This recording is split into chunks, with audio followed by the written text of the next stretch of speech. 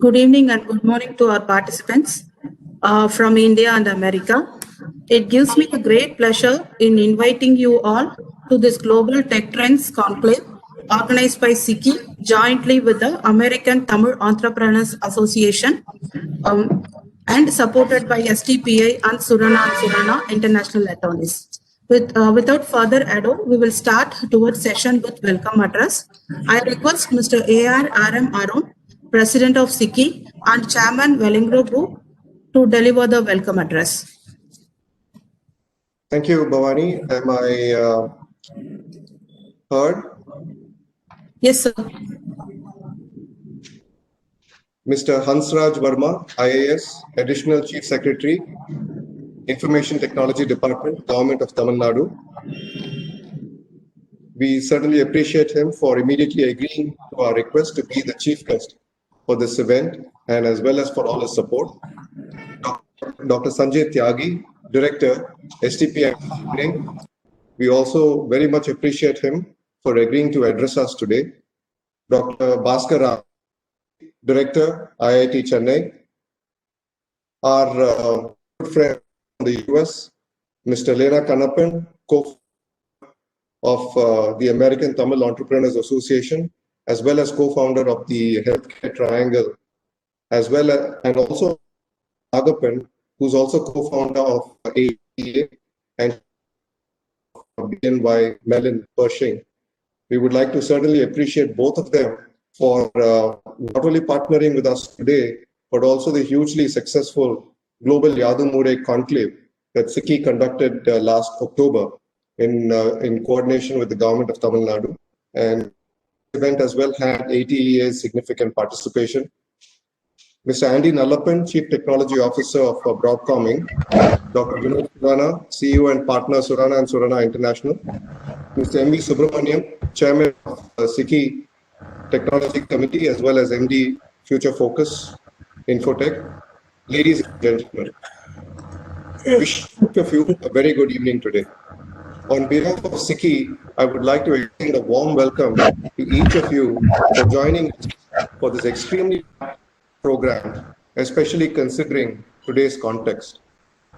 When we look at how technology has changed in 2020, it will go down as an unprecedented year in human history due to the unexpected impact of the coronavirus worldwide. This pandemic has ushered in key changes in the way organizations work and deliver value. We have seen, for instance, fast drug development, effective remote care, seamless supply chain strategies, effective use of drones, among others. And these are not just temporary measures. The boundary in the physical and virtual worlds is shrinking rapidly as employees have now learned to use technology to reimagine the workplace, even while working from home. Necessity of invention, the COVID-19 crisis has dramatically accelerated technology implementation as companies try to keep pace with fast-moving technology trends. Businesses of the globe are taking the giant leap to become tech-savvy with technology frameworks such as quantum computing, artificial intelligence, cybersecurity, cloud computing, 5G, and the like. These are all alluring us towards an environment of efficiency, security, optimization, and confidence. Such technological shifts are opening new opportunities in advanced manufacturing, BFSI, healthcare, retail, education, and media, to name a few. When we look at what are the key trends, certainly consider the next wave of artificial intelligence is edge AI or AI on the edge. This is a network infrastructure that makes it possible for AI algorithms to run on the edge of a network, meaning closer to or even on the devices collecting data. The sudden and dramatic changes in network traffic that have accompanied COVID-19 lockdowns and the shift to working from home are likely to accelerate the move already underway towards edge computing. We have seen advancements in quantum computing. This paradigm shift in computing will result in the emergence of implausible ways to solve existing business problems and ideate new opportunities. It will be visible on our ability to perform better in diverse areas, whether financial forecasting, weather predictions, drug and vaccine development, blood protein analysis, supply chain planning and optimization, etc. It is quantum computing as a service, QCAAS, will be a natural choice for organizations to plug into the experiments as we advance. Maybe, which is known as the SaaS capital of India, would lead the way here too. I expect that cloud providers such as Amazon, Microsoft with their Azure platform, and Google will continue to lead the field as the AI tool providers for most companies, leaning towards real-time experiments in their business process in the months to follow. Security and customization are the advantages for which serverless and hybrid cloud computing are gaining firm ground within big enterprises. SICKI believes that cybersecurity will gain prime importance in 2021 and beyond, as there is no doubt that cyber crime prevention is a key priority for all businesses, especially with sensitive data becoming easily accessible with advanced tools. Advanced prediction algorithms, along with AI, will play a decisive role in the future to prevent such breaches in data security. Considering this information security importance is why SICKI is pursuing another of our events that we have trademarked as ISEC, and this is being driven by our technology committee under Mr. M.V. Subramaniam. The World Economic Forum, citing IHS market research, expects the fifth generation mobile network, 5G, to reach a global economic output of $13.2 trillion and generate 22.3 million jobs by 2035.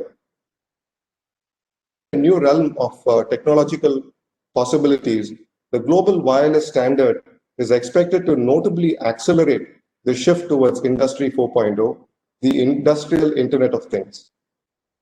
Another key partner identified recently is the collection and use of data to drive behaviors, which is the Internet of behavior. As organizations improve not only the amount of data they capture, but also they combine data from different sources and use that data. The IOB will continue to affect how organizations interact with people. For commercial vehicles, telematics can monitor driving behaviors from sudden braking to aggressive turns. Companies can use that data to improve driver performance, routing, and safety. Futurist Ray Kurzweil predicted that the future of technology would mainly consist of an overlapping GNR revolution of genetics, nanotechnology, and robotics, with robotics being the most important among the three. But that's just food for thought for another day. So why should we track these trends? To give you an example, according to the United Nations Food and Agriculture Organization, more than 30% of the world's food is lost or wasted every year. It is said that 821 million people went to bed on an empty stomach in 2019. A mobile app developed by a startup called Phoenix helps large food retailers, local businesses, manufacturers, and wholesalers sell excess food to consumers at half price and donate the rest to food charities, thereby saving 120,000 meals each day. Through this app, consumers can discover the nearest Phoenix business partners, choose a business and a type of basket, whether vegetarian, organic, halal, etc., and safely pay while receiving alerts within their pickup time. Collaborating with one global leader in beverages, the company has helped save 2.3 million drinks from the garbage bin during COVID 2019. In January 2020, most of us had plans and strategies to guide our organization, our technology, and our lives through the months to follow. But then later, with COVID 2019 disrupting the entire world, it rendered many of these best laid plans pretty much useless. In other words, a strange, unexpected historical event disrupted our assumptions and forced us to urgently become more adaptive and responsive than we had thought possible. This has been because technology was used appropriately and supported human objectivity, consistency, and expectancy. But technology will only when backed by ongoing leadership commitment to building a diverse workforce, equitable environment, and inclusive, strong, shared culture. Bill Gates said, quote, "The first rule of any technology used in a business is that an automation applied to an efficient operation will magnify the efficiency. The second is that automation applied to an inefficient operation will magnify the inefficiency," unquote. Within SICKI, at this juncture, I would like to say a few words about what we are trying to do. The Southern Indian Chamber of Commerce and Industry, as most of you would be aware, has now passed 110 years of service. Though being a regional chamber, SICKI possesses a national outlook with excellent relationship with both central and state governments. SICKI was under the inspiration of Mahatma Gandhi, thus inheriting a rich tradition while at the same time remaining youthful, dynamic, and embracing change. SICKI recently, as I mentioned, organized the Global Yadumure Conclave to connect the global Tamil diaspora. The event was inaugurated by our Honorable Chief Minister and had the participation of over 300 associations from 38 different countries. We had 500 people joining us during October. We are now working closely with the Industry Department of the Government of Tamil Nadu in setting up an industrial museum to showcase the industrial prowess and history of our state. We are also working with the Chennai Metro Rail Limited to set up the SICKI Readers Lounges for the benefit of Metro Rail riders. We are also forming a sister city desk in association with the Corporation of Chennai, and this is just for projects. We see your participation into our events, just like the upcoming Defense and Aerospace Roundtable that we are hosting along with the Government of Tamil Nadu.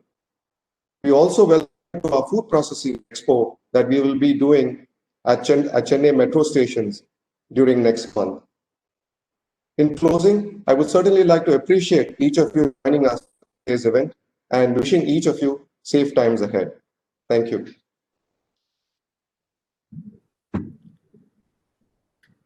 Thank you, President, for your warm welcome. As part of this event, we would also be releasing a knowledge report. This report would be circulated to all partners, SICKI members, senior bureaucrats, and business leaders. This knowledge report is being prepared jointly with Surana and Surana International Attorneys. So now I request Dr. Vinod Surana, CEO and partner, Surana and Surana International Attorneys, to address the gathering.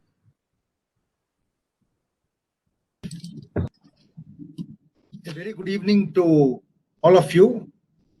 Good morning to the participants on the other side of the world.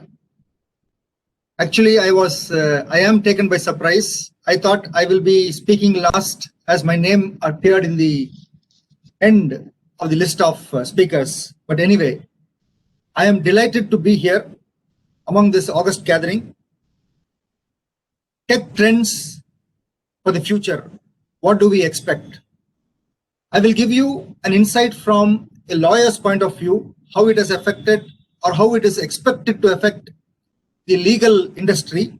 And I will also share with you a few thoughts on what I believe are the challenges and opportunities. There's a very famous writer called Richard Susskind, who has been writing for 30 years that the current professions, whether it is law, management, medicine, accounting, or any of the other professions, the current professions are antiquated and inadequate. And in the next 20 years, we will see more change than we have seen in the last 200 years. So he is all bullish about technology. On the other extreme, we have Professor David Meiser of the Harvard Law School, who says that as long as we have managers and leaders who can transfer enthusiasm, excitement, and determination, there will always be a direct correlation between activity, customer satisfaction, and profits.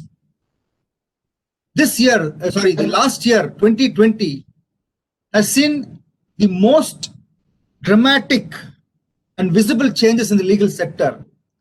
We have seen online hearings, online submissions, online filings, unthinkable till March of 2020. There are two major trends which we see in the legal sector. One is digitization. When I say digitization, it does not necessarily mean only converting the physical files to electronic files. It also has to do with technology, be it artificial intelligence, machine learning, robotics, taking over large parts of legal functions, at least at the entry level, namely legal research, discovery, management of law firms and law practices, due diligence operations, billing, contract review, forecasting of outcomes of legal cases, and so on. So what we see here is, due to greater implementation of technology, costs are expected to fall dramatically. Now, for example, if I were to engage an advocate like Harish Shalve, I would not only have to pay 20 lakhs or 25 lakhs per hearing, I would also have to pay for his first-class travel, 7-star hotel, transportation, etc. But today, I'm able to engage him for multiple hearings in multiple cities because there is a virtual platform. Now, what happens is, obviously, the clients don't want to be left out. So the clients want the cost savings to be transferred to them. We are also seeing, and we will be seeing more so in the near future, new entrants, new players emerging in the legal services market. We will see platforms which are automated and offering services at a lower cost compete with law firms, lawyers, and established players. It is just like the generic drug manufacturers who do not require any intellectual property or license to manufacture a drug. In the near future, we will see many new areas of legal practice emerge. Like, for example, as our president, Mr. Arun, said, cyberspace, cybercrime, torts, fintech, product liability, privacy, employment laws, things like that. What I am able to see clearly is a trend where high skill lawyers or high skill professionals will become increasingly in demand. Of course, with that will be an increase in inequity of work and concentration of wealth. We are also seeing that IT specialists will have greater importance and influence across all organizations. So having said those few words about the impact of emerging trends on the legal sector, I would like to make a few observations before I end my talk.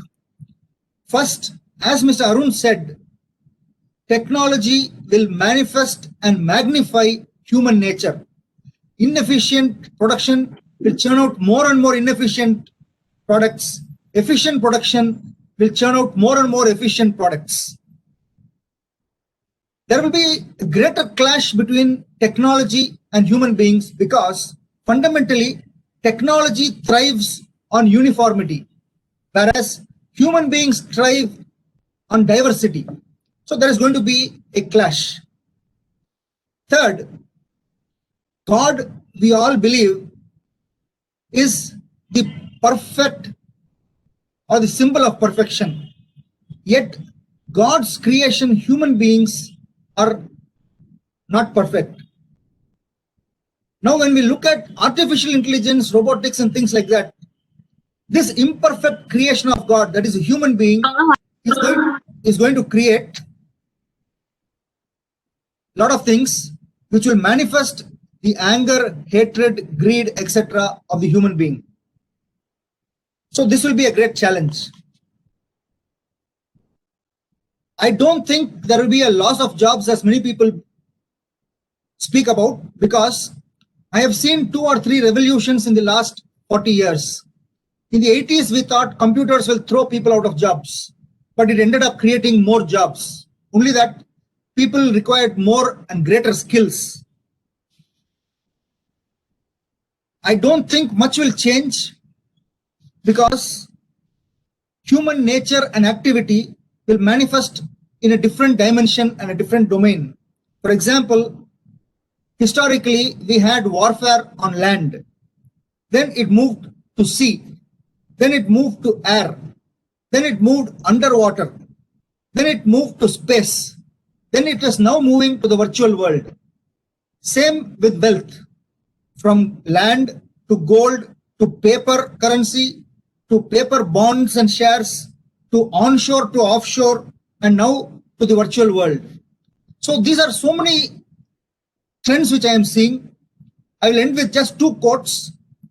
One, Elon Musk, he recently said, with artificial intelligence, we are summoning the devil.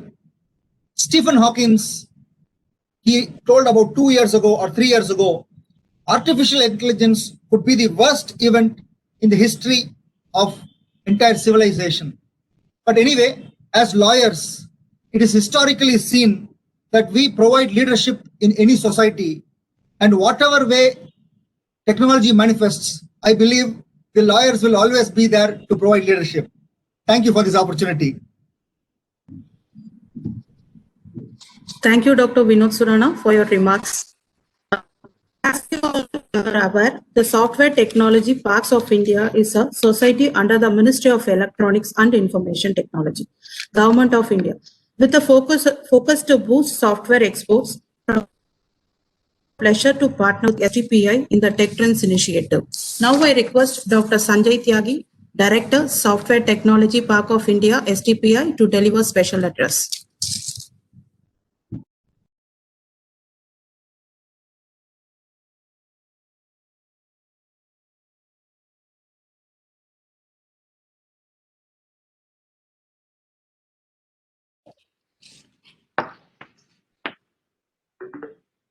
Thank you very much for inviting me to speak on this platform. Mr. Hansraj Verma, Additional Chief Secretary to the Government of Tamil Nadu, Mr. M.V. Subramaniam, the Chairman, SICCI Technology Committee and MD Future Focus Infotech, Dr. Bhaskar Rama Murthy, Director IIT, Mr. Ram Nagappan, Co-Founder ATEA and Chief Information Officer BNY Milan Pershing, Dr. Vinod Surana, CEO and the partner Surana and Surana International Attorneys, Mr. Ram Arun, Andy Nalappan, and Lena Kanappan from the ETA and the co-founder Healthcare Triangle Incorporation. Thank you very much for inviting me to speak in this unprecedented circumstances. I totally agree that Dr. Surana just said that we are passing through a very unprecedented situation, and there's a greater challenge which is standing in front of all of us, which says that how to reboot the global and the local economy through the smart use of probably the digital technology which we are having in our hand. We are talking about the digital push, India's digital push since 2015. Probably God have advised us to, follow that path at that point of time. And probably we are getting very, very rich dividend in these timings. Somebody said, there's a very famous quote which says that wind of change blow, some build walls, others build windmills. For the business, this is nothing short of a tsunami, and we are confronted with the collapse of the several industry, large scale workforce displacement, and unprecedented turmoil in our supply chain. Now, how to scale the wall of protection built around the work and construct strong windmills to channelize these winds to our advantage. There are implications of this historical change by doing the more deeper the impact which industries are facing, I may put them into three categories. The first, the most impacted categories of the industries are tourism, travel, hospitality, oil and gas, and numerous business of SMEs. Second, less impacted are the banking services and utility. And third sector, which is actually the beneficiary of this pandemic, are the food, grocery, pharmaceutical, healthcare, and technology sector. All of them have to very quickly move to their visible digital presence with the agility unmatched. The key facts of the initiative which we have taken 5 years before, but before that, I would like to mention that this is the worst economic global performance since World War II. IMF have forecasted 5% decline in global GDP. Advanced economy of the world shall shrink to as much as 7%. All G7 countries are looking at negative growth, clubbed with the contraction in global per capita income. But there is a brighter side of it. Digital transformation or digital transformation has happened, actually leapfrogged. McKinsey report says that we have gone 5-year fast forward in digital action by consumer and the business in a matter of 2 months. This is a huge plus of this pandemic which we are facing for the last 5-7 months. According to a survey, 75% of the customers using the digital channel of the payment or the business for the first time in our country. This indicates that the digital economy is the front and the center in this new future. However, it is important to know that the importance of the digital economy is not new. Let us look into inroads made by the digital economy in pre-COVID time. Statistics reveal that it had already built a very strong foundation, and digital economy was the biggest value driver in the growth of the economics of the world. If I talk about the US digital economy, the US digital economy is growing strong growth, will double the rate of the total GDP, and it has increased its share from just 1% of the GDP in 1980 to 6% of the GDP in 2018, and it's growing further. And we feel that it will be at least 10% of the GDP in next 2 years. It already contributing $1 trillion to the US economy, and if extrapolated to the digital economy of the world, it is $3.5 trillion. Digital shall play as a deep architecture in every sector. There is a need to prepare a recovery blueprint which is holistic, sustainable, and rapid. We have to think of digital enablement in 3 layers. Each of these layers are very critical in future, and each of them have the capability to provide long-term sustainable growth. If I call it a digital, we have to lay our digital foundation in terms of the technology infrastructure, technology skills, and technology platforms or public platforms. All these 3 layers of the digital foundation shall be able to catapult the growth of our economy. And I'm very hopeful that all the emerging technologies which are coming out, where will be definitely able to help the growth of the digital economy in time to come. As Dr. Surana said that when new technology comes, the job also, there are different type of jobs shall be created.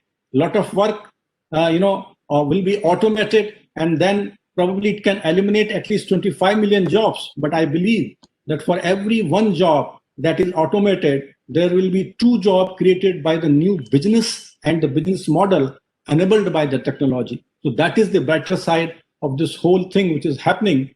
I know that there is a time when we have to think that whatever we have achieved and whatever the positive and the brighter side we have achieved in this pandemic, we have to take it forward. We have to keep this momentum, and we have to see that what are the brighter and the positive opportunities for all of us. STPI is taking initiative in several ways.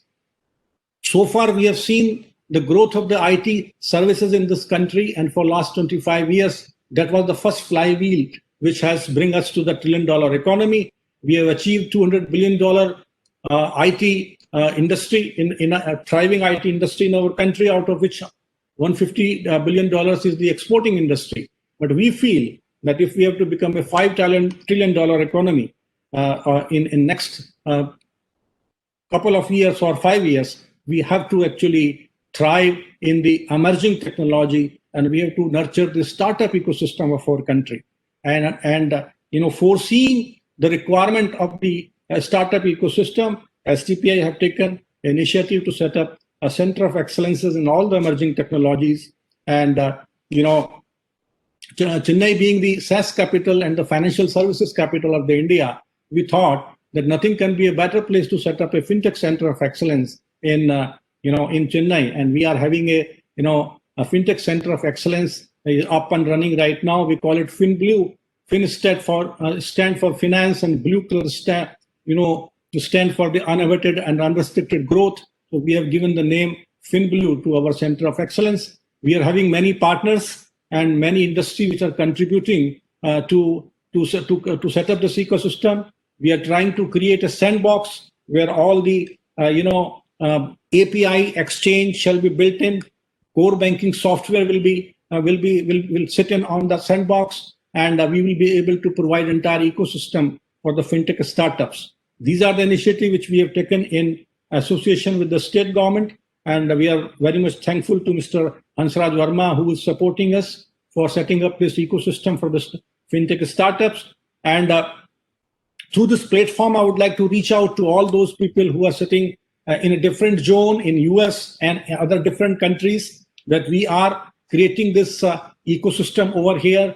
We are the country which can provide you the scale. If you are having a fintech product ready with you, we can provide you a platform where you can test this product for yourself. And we invite you all to participate in this initiative of the Government of India. With these words, I would like to once again thank to SIC, Southern India Chamber of Commerce and Industry, for inviting me and giving me the opportunity to address. Thank you very much. Thank you, Dr. Sanjay Tyagi, for your has been in forefront in harnessing technology in all its policies and implementations. The state is a leader in various areas such as ICT, e-governance, creation of IT infrastructure, among others.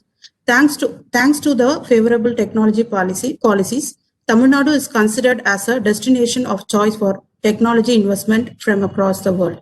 In this context, we had requested Mr. Hansraj Verma, IAS, Additional Chief Secretary to FAC, Information Technology Department, Government of Tamil Nadu, to deliver the keynote address. However, owing to unforeseen circumstances, he has not been able to join us now. In case he joined us before the end of this event, we will hear from him. We now move on to the main event of this evening, the panel discussion. This panel of global experts would be moderated by Mr. M.V. Subramaniam. As you are aware, Mr. M.V. Subramaniam, who heads the SICKI Technology Committee, is a serial entrepreneur and management specialist with a special focus on business strategy, execution process, and deal structuring. He is a co-founder and managing director of Future Focus Infotech Private Limited. I request Mr. M.V. Subramaniam, moderator of this panel, to introduce the speakers and take over the proceedings. Thank you, sir.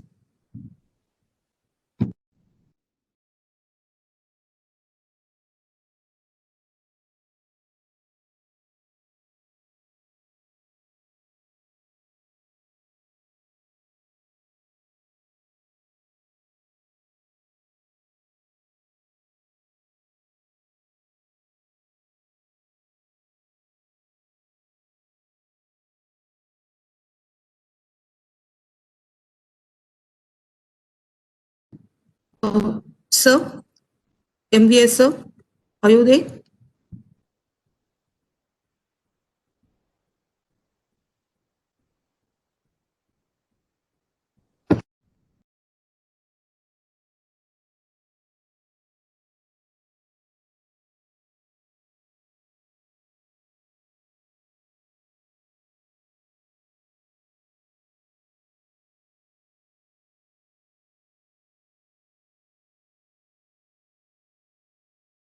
Sir, can you unmute, please?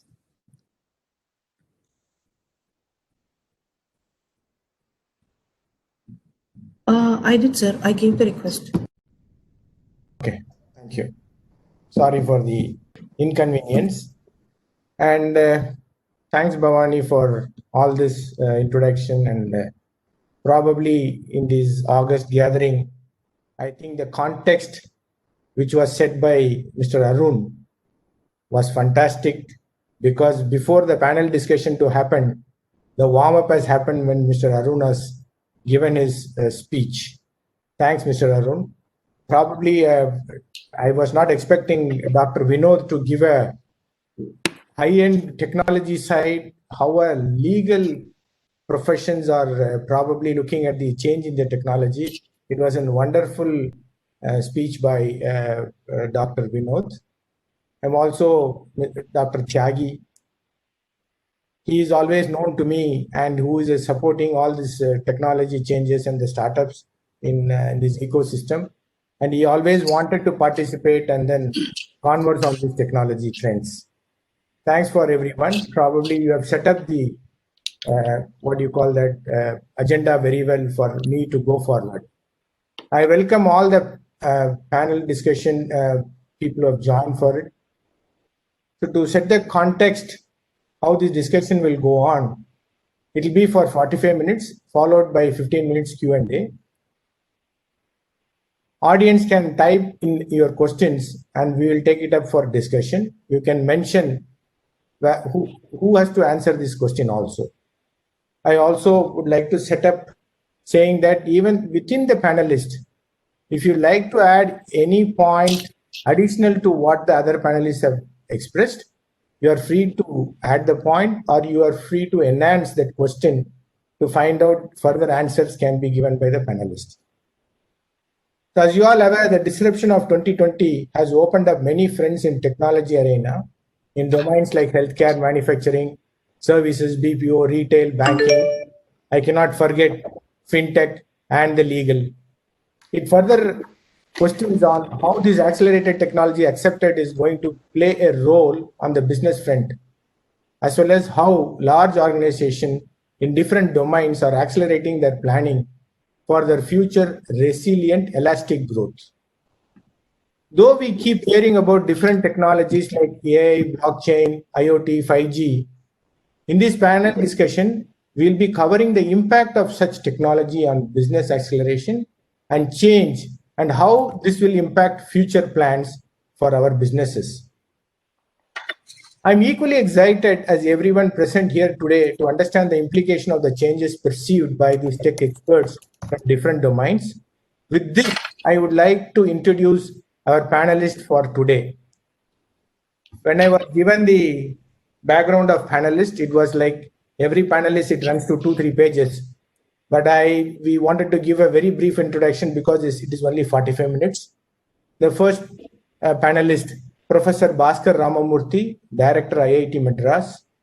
As you all aware, Professor Bhaskar Ramamurthy took over as a Director, IIT Madras in September 2011. His areas of specialization are communication and signal processing. His research work is wireless networks, modulation, wireless data, and audio and video compression. He was awarded the University of California Reagan's Fellowship during his doctoral studies.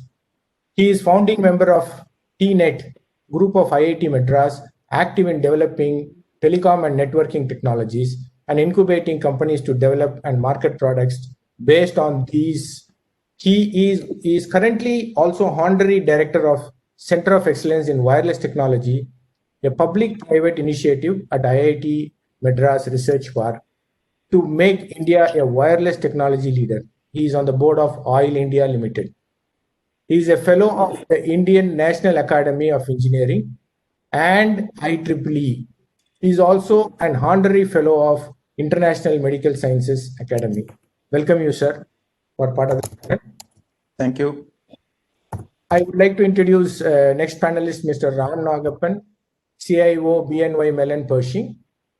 Ram also has a very large profile to read, but as I said, everyone has that large profile, but I'm shortening it out for this purpose. Ram is a technologist, leader, strategist, innovator, author, and artist. He is also co-founder of ATIA.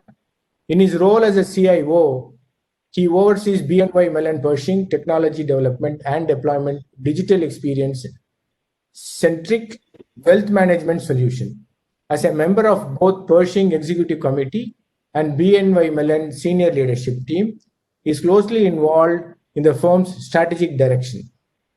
He is a spokesperson on technology trends and issue and has been featured in financial publications including Investment News and Think Advisor and on Bloomberg Radio.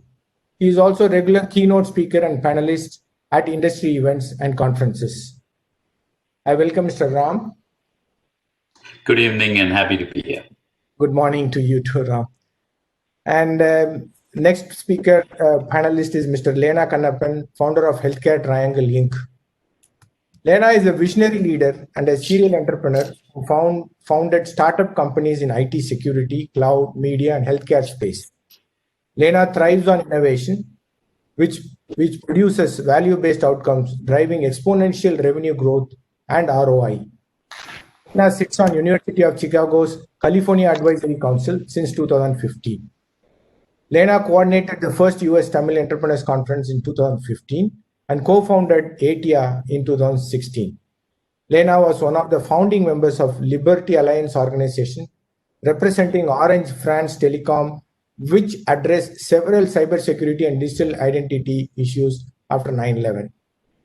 He has been an invited speaker at Stanford, Carnegie Mellon, Cornell University, and a panelist at various industry events, including Cloud Identity Summit, CA World, RSA Security Conference, IBM Interconnect, TIE DC, GovCon, to name a few.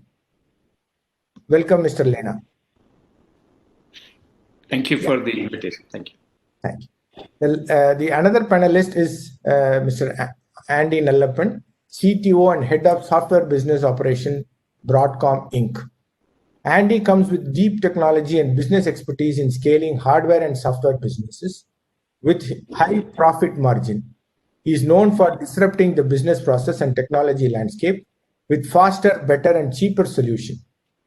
He has a proven record of success with business and technology transformation in SaaS platform transformation, SaaS operation, ERP applications, cloud transitions, collaboration solutions, data center, and digital transformation.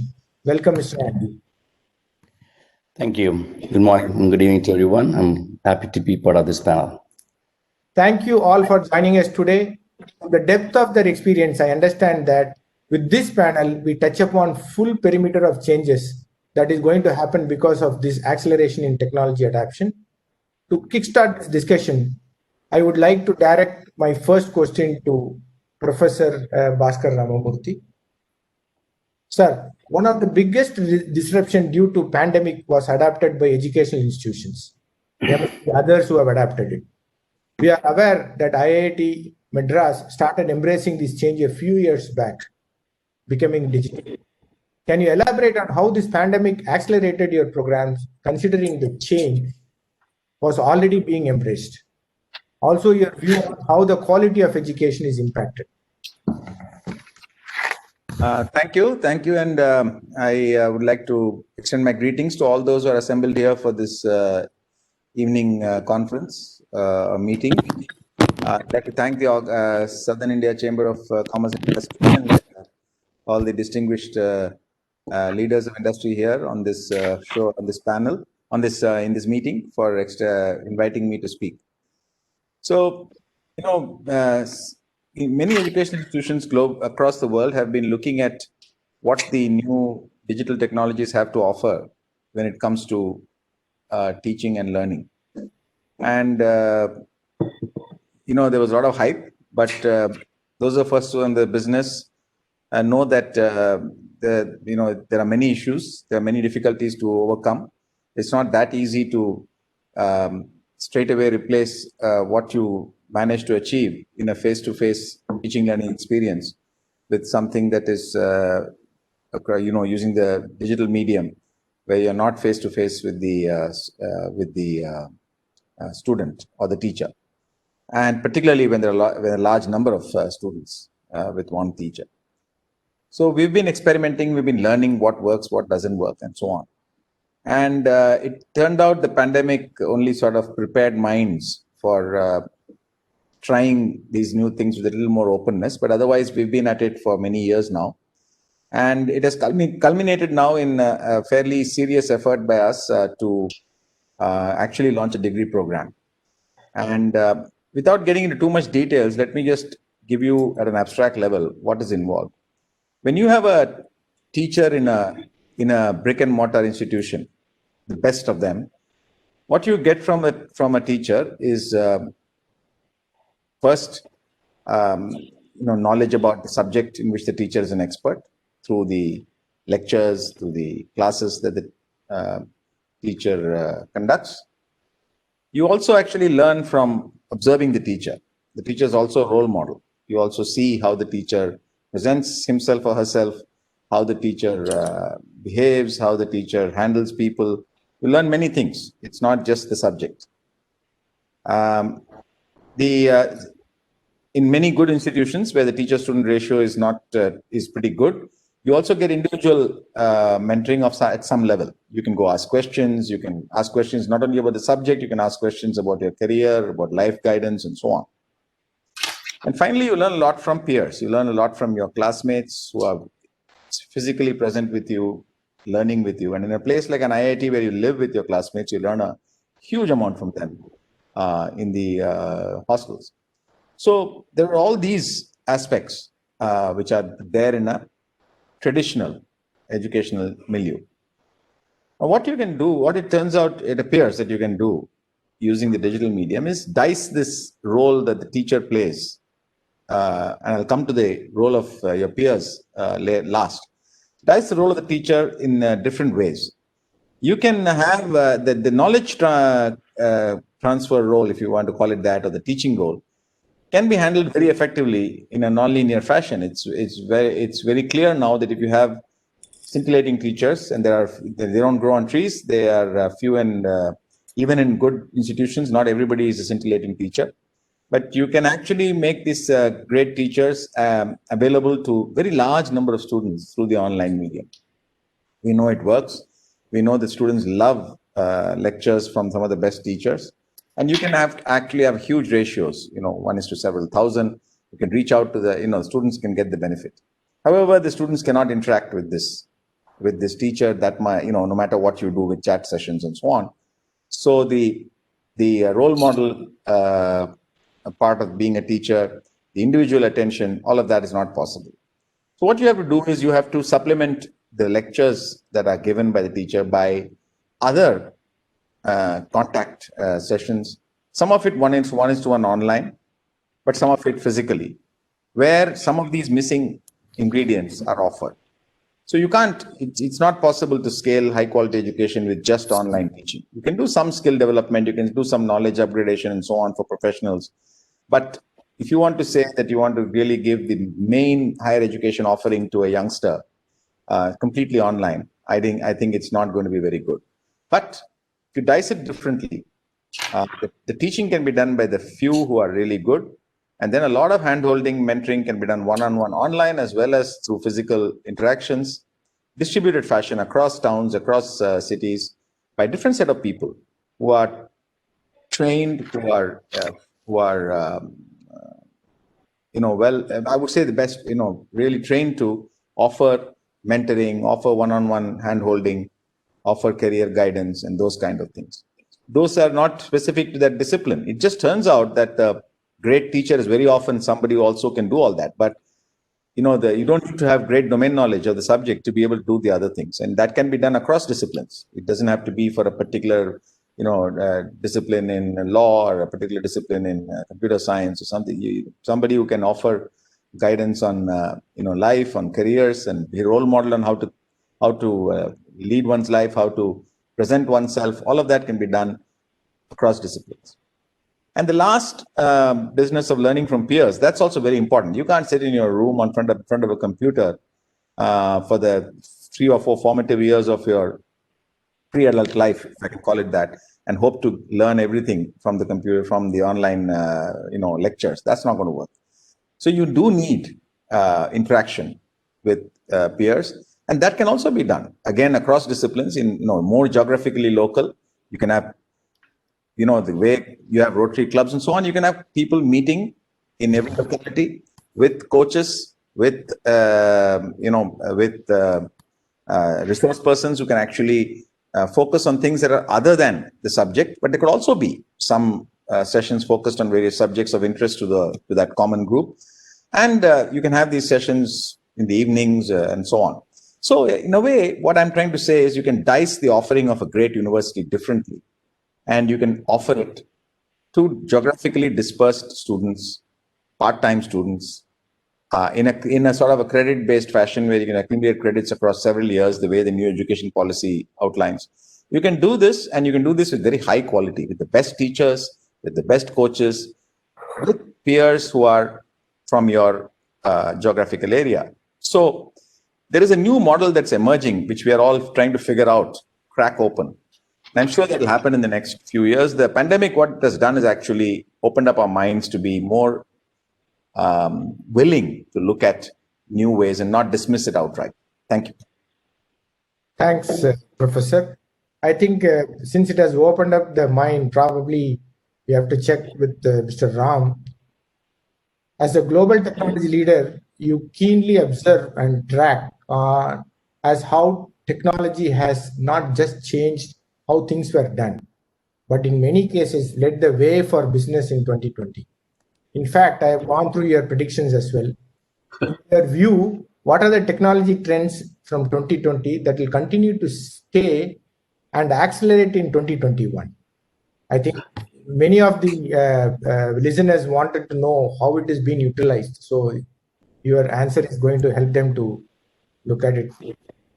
Yeah, thank you. Thank you for the question. So let me try to do a broad sweep on this one, because see, nowadays these technologies are changing rapidly, right? So it's a great question you asked between 2020 and 2021, a 1 year span. And I agree with it, because there were days where this technology, it takes like 3 to 5 years to get it implemented. It's rapidly changing.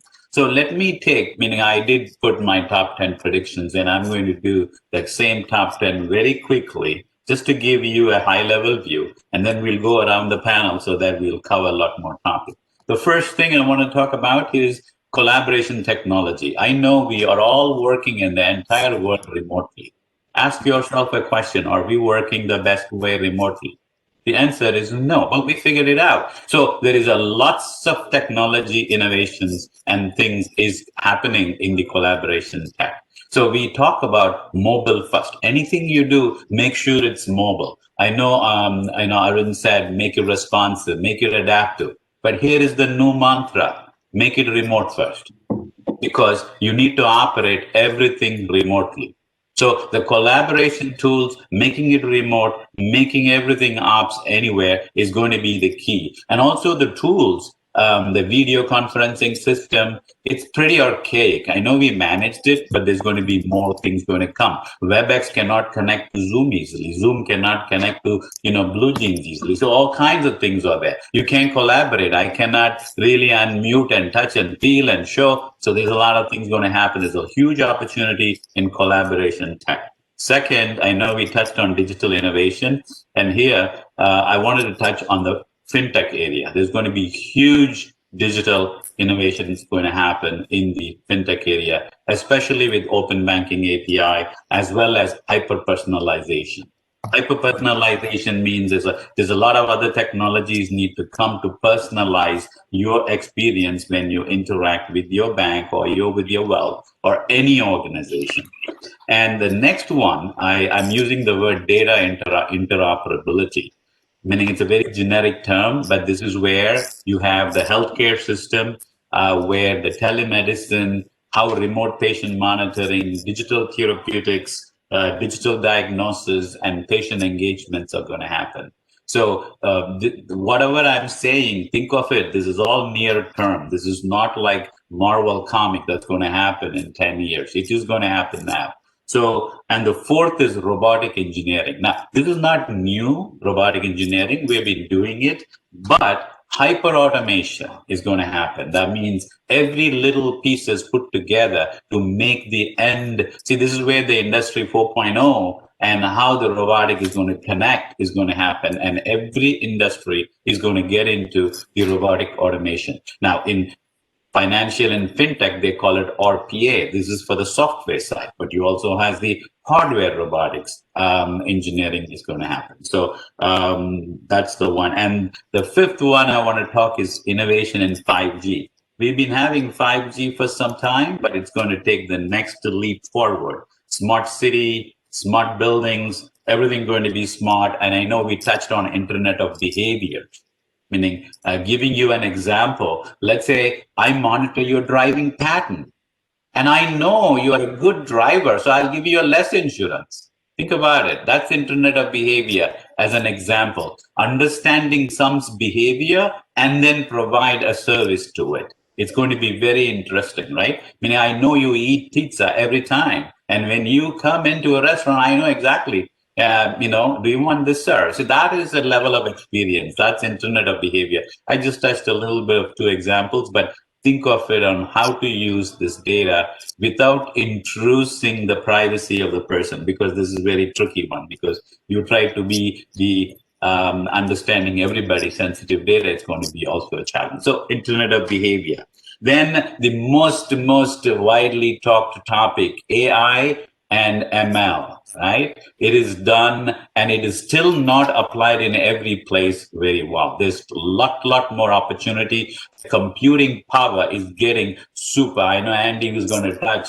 We're going to get more compute power that you could do a lot more things with AI and ML possibilities. Now, in that area, I'm telling the edge computing or the edge computing AI is going to be a differentiator. What is edge computing? Listen, you in your home, you have, speakers and coffee machines and pumps and other things. So the AI is going to come not only in a company where you use, but also all the way come to an end. And this is going to give you a holistic experience. So that's a new thing that's happening, and especially with the remote work and people working in different places. Imagine applying an edge computing AI and innovation in AI and having the intense power of a CPU. We're going to be able to do different and new things using this technology. AR, VR, variables, augmented reality, virtual reality. I know we touched on education being remote. There is no standard. Every universities and every schools are using different ways of teaching. Imagine a kid working, studying in one state, moves to the other state. They're going to be not only learning the real education, but they need to learn the tools as well. So this is going to change the educational area. Mobility, autonomous vehicles, that's going to be huge, not only on big vehicles like drones and rockets and cars. It's going to be e-bikes and e-scooters. That's going to be a big revolution, and India has and Tamil Nadu has a great advantage on this in this topic. We'll touch on that. The cloud, and I wanted to redefine that a little bit different. It's going to be distributed cloud. Meaning, in the pandemic has clearly, brought up certain deficiencies in these areas. So that is getting fixed in having a distributed cloud. Run anywhere, run any place, and then they all can talk. No one says you should use only AWS or Google Cloud or Microsoft Azure. And the last one, if I don't touch it, I'll be like the cyber, and it's going to be a little bit different. What I'm calling is cyber mesh, an increase in data privacy. Because if cyber mesh is, I know you allow me to use my telephone and certain function, but when I move into another Wi-Fi or into another company, will my security, will my entitlement will go with me, so my experience is better. And that's what they're trying to do. When they do all of these technologies, there is going to be cyber issues because the bad actors are going to work on it. So there's going to be a huge investment on the cyber side also. So let me kind of wrap here, because I just went through a quick technology brush. I didn't really apply any verticals on which industry, what they're going to do, but I'll wait for the other of my panelists to get a shot, and then we'll come back. Yeah, thank you, Mr. Ram. I think every time I talk to you, it is very exciting to know, and you keep adding new things behind that. And probably you also learn how things are going to change much faster. So, and my next question is going to be with Mr. Andy. Given this, what we understand from Mr. Ram's discussion is whatever changes happens outside, which is probably visible and we all consume it. But what is not known to us very, very openly is, given the background of the change, both on sides of computing and communication, we hear less on hardware side of things. With this as a context, what are the technology trends we see in the semiconductor industry, and are there any influenced or accelerated by COVID-19? I just wanted to know your view, Mr. Andy.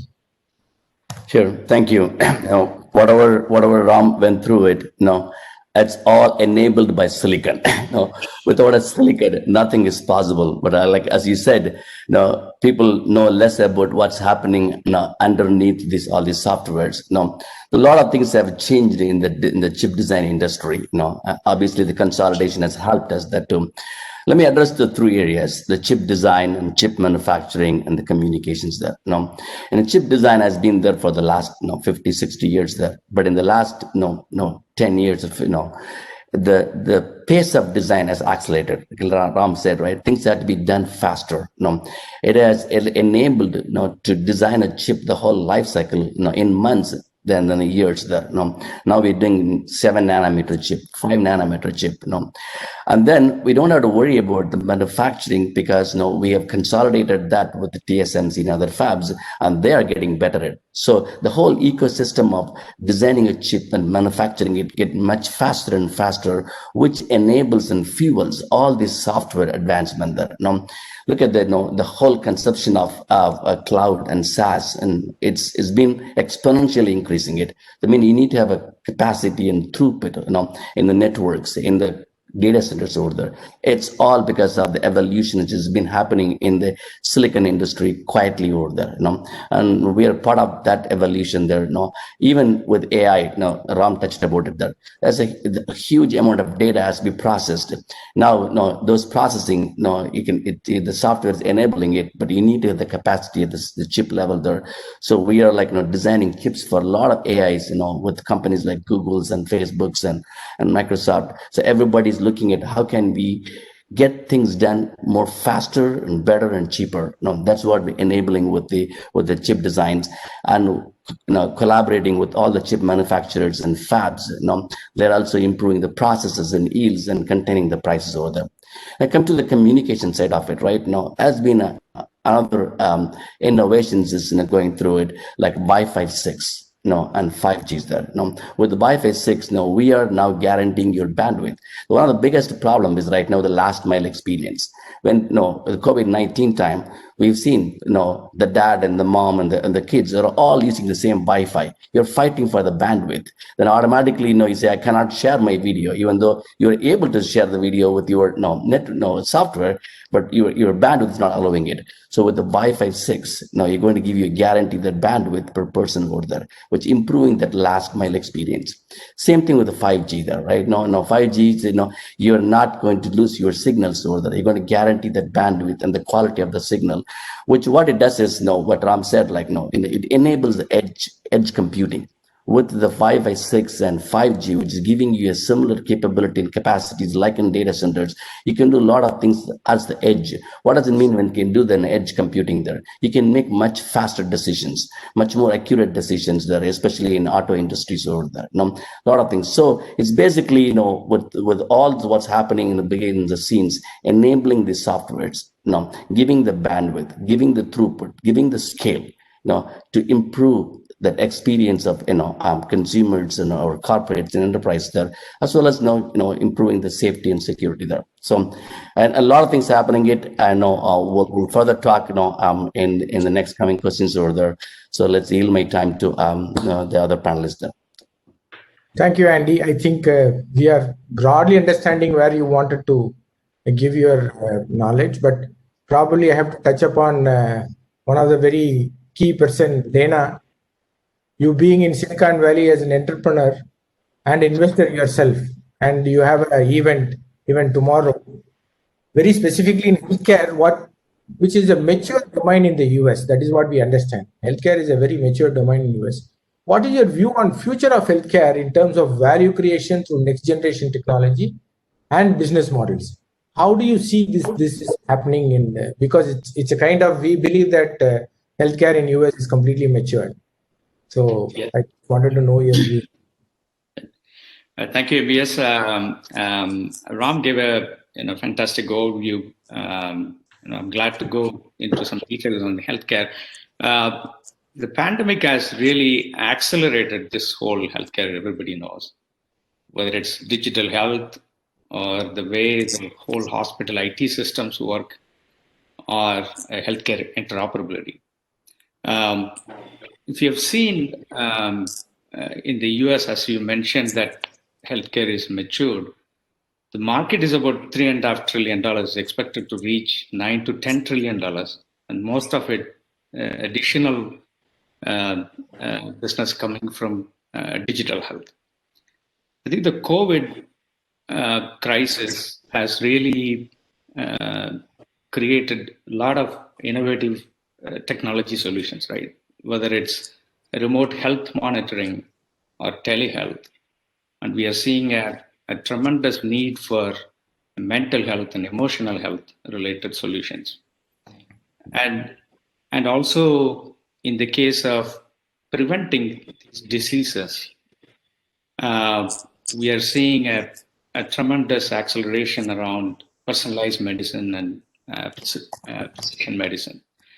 And all of this are possible because of the life sciences and pharma companies are accelerating the innovation at unprecedented pace. And I'm hearing many of these top pharma companies are investing more than $1 billion over several years. If you take the top 10 pharma companies, every one of them, whether it's Roche or Novartis or Gilead, and all of those big pharma companies are investing $1 billion in both software infrastructure and as well as on hardware, especially here. Everybody's looking at cloud. Cloud becomes the platform for crunch large data sets, petabytes of data.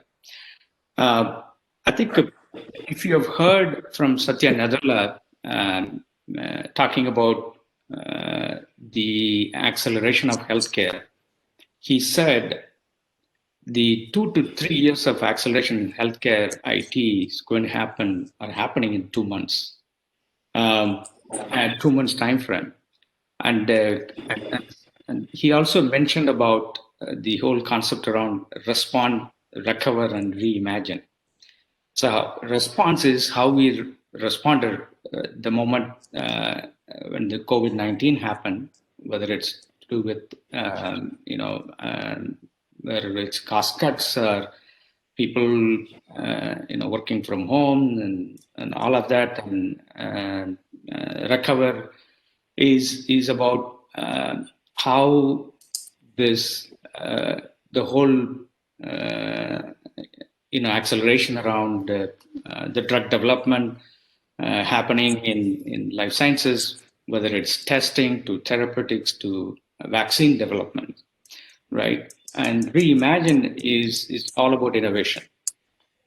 And whether it's digital health, or I'm also seeing a tremendous need in terms of there's immense pressure to bring costs of these drugs, and at the same time speed up the delivery of these drugs. And the hospitals are also challenged with cost-effective and innovative care. First several months, at least from the US, I can speak.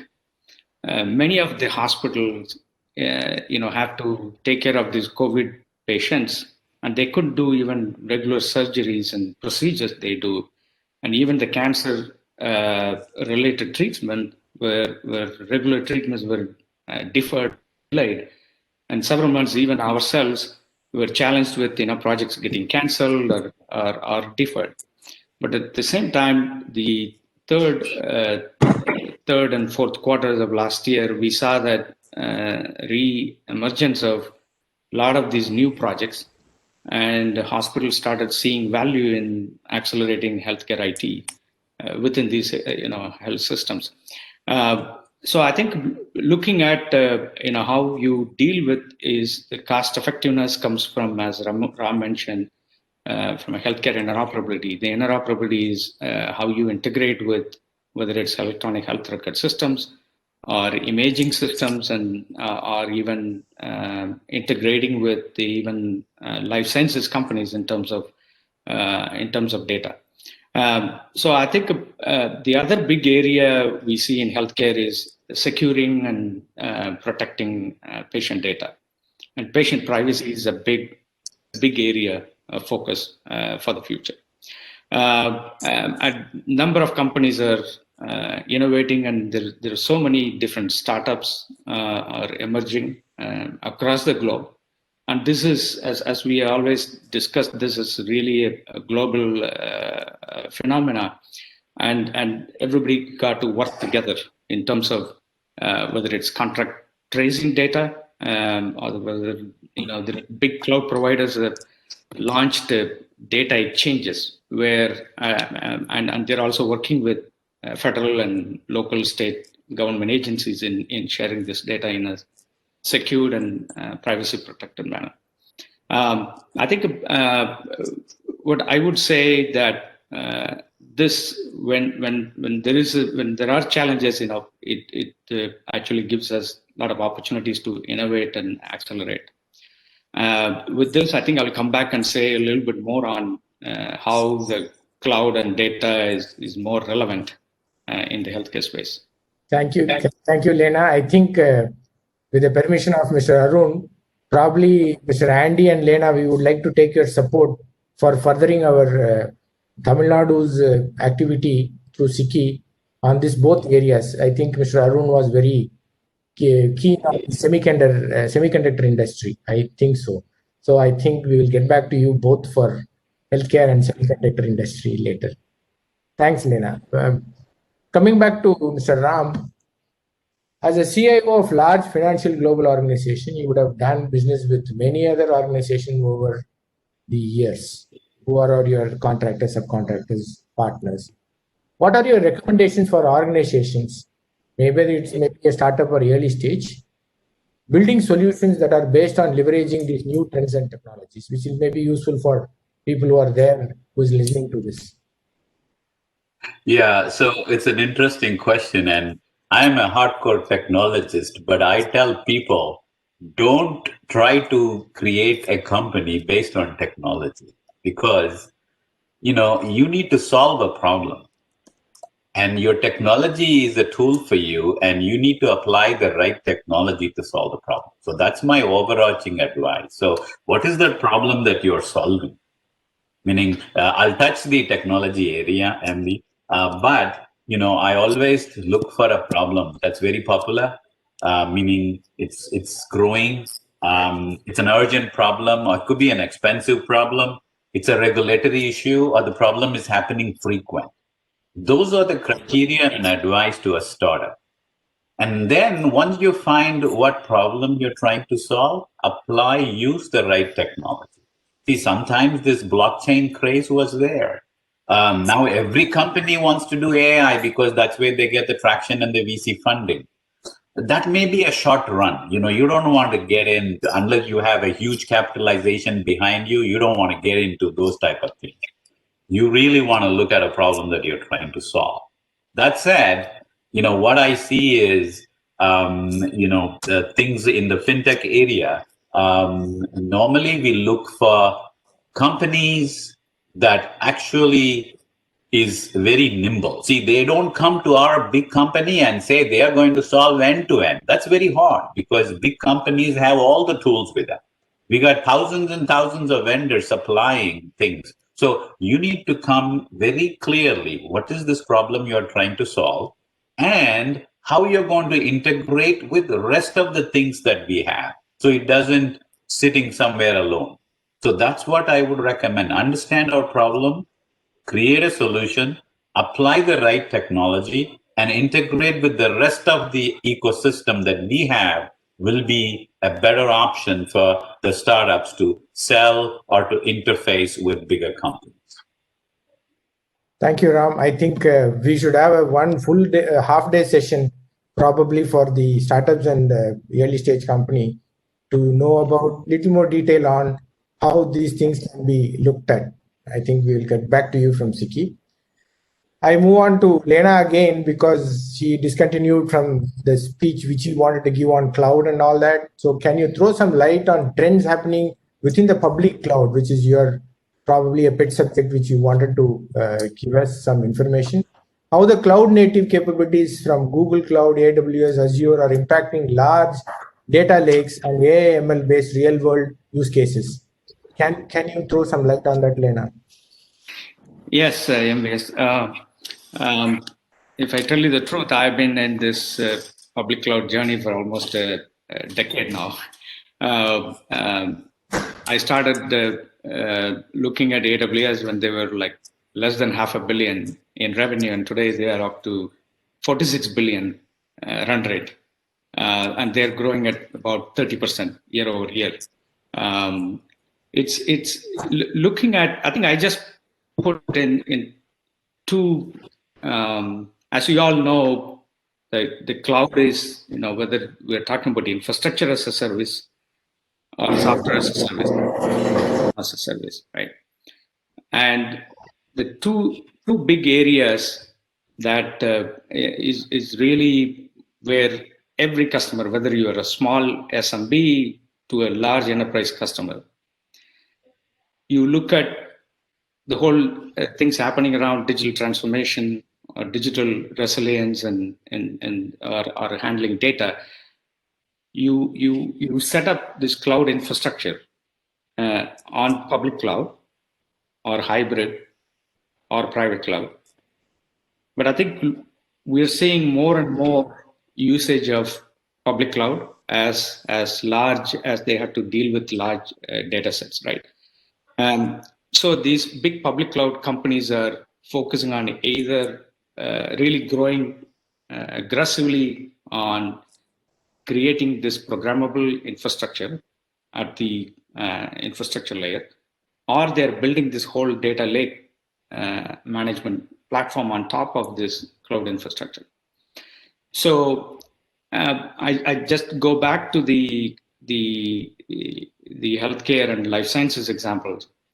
If you take large pharma companies like Novartis or Roche of the world, they're actually building petabytes of data lakes where they do integrate with many data sources, whether it's electronic health records or imaging systems, or even they want to connect with any health systems, electronic,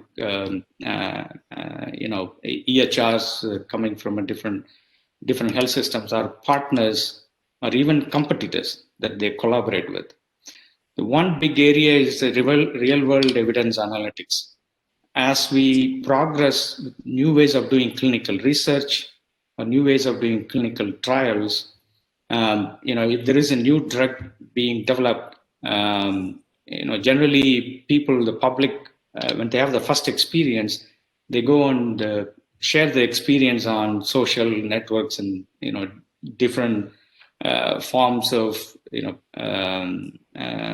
there's areas that they share this information with. So these pharma companies, they're not only looking at their own data, they end up integrating with academic folks from research institutions or government agencies, or the social data put out by these public.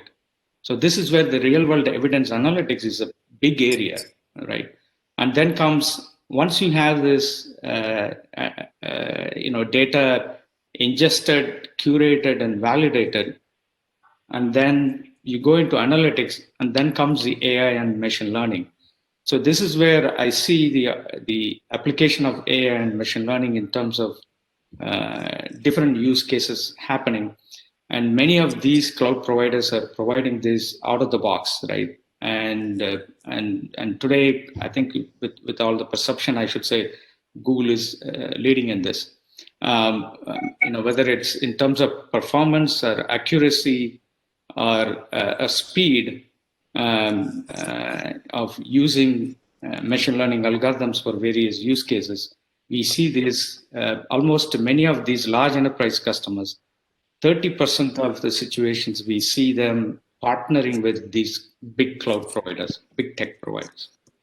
I think one last thing I want to say in terms of infrastructure as a service and the market wise, the public cloud market is about $350 billion by 2022, out of which 120 billion is in the infrastructure service versus 120 billion growth we see in the software as a service market. So I think I'll come back and maybe if you have further questions in this space and how the market is moving or on the technology side. Thanks, Lena. I think we have to have again half-day session for this separately. Probably I would like to move to Professor Bhaskar. So when we had discussion, Professor, you were talking about passionately on this Industry 4.0 and shifts in the manufacturing and logistics, which is related to hyperlocal customization. We would like to be more with some examples as you were talking to me. You gave some examples and which was very exciting. And then I realized that is what happening. Can you please share your views on those areas? Yeah. So, we had the other panelists talking about right from the core, what happens in the semiconductors to as you move outward, or rather, as you come up the layers to the cloud itself, there's a lot of intelligence that is available now that you can put to work from a cloud, from a local, from edge computing, from all kinds of things, AI applications running, all of this was mentioned. But finally, what might it do? So, what we are seeing is, traditionally, if you look at it in the industrialized age, we have achieved efficiencies and economies of scale just by, but through economies of scale, through actually building large factories, making things super fast, and, reduce the cost per unit. And then, of course, really fine-tuning the knowledge and doing that, and, both patented and proprietary knowledge and becoming a world leader.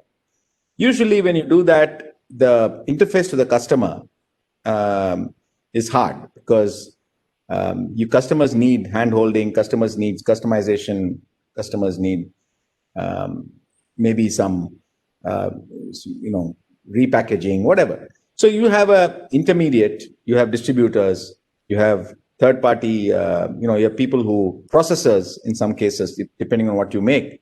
And this intermediate layer is actually between you and the customer. Very often the branding is done to the customer with your branding, but this intermediate layer is very important. And there's been one of the big challenges in the industry has been to manage this complicated pathway to the customer with all the friction involved. What we've been noticing is because of great improvements in technology, in the ability to actually, for large companies to actually deal directly with the end customer, with all the risks involved, it's very difficult to do that. It's difficult to handle a small customer relative to the company and satisfy the customer. Make sure that no mistakes happen. Make sure that it's the whole process of handling the customer is idiot-proofed. But it's happening. I don't want to name companies, but I'm seeing this.